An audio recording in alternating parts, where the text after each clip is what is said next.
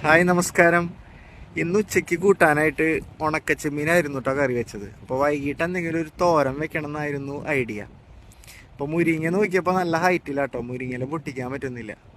അപ്പോൾ നമ്മുടെ സ്വന്തം കൊഴുപ്പച്ചീര എന്നാട്ട് ഇവിടെ പറയാം, സാമ്പാർ ചീര എന്നും പറയും. അത് പൊട്ടിച്ച് അതും കോഴിമുട്ടയും കൂടി തോരൻ വെക്കാന്നാട്ടോ ഉദ്ദേശിക്കുന്നത്. അപ്പോൾ അത് ഇത്ര കിട്ടിയിട്ടുണ്ട് പൊട്ടിച്ചിട്ട് കൊഴുപ്പച്ചീര. ഇനി ഇത് കഴുകി അരിഞ്ഞ് തോരൻ വെക്കണം. അപ്പോൾ നമുക്ക് അടുക്കളയ്ക്ക് പോകാം കേട്ടോ.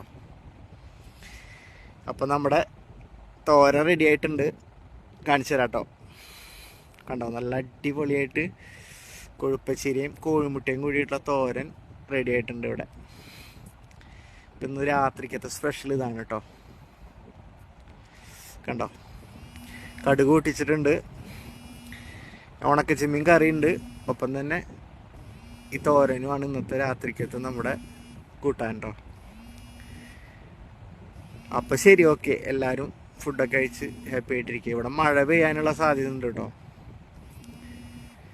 അന്തരീക്ഷമൊക്കെ മൂടിക്കെട്ടിയ ഒരവസ്ഥയിലാണ്.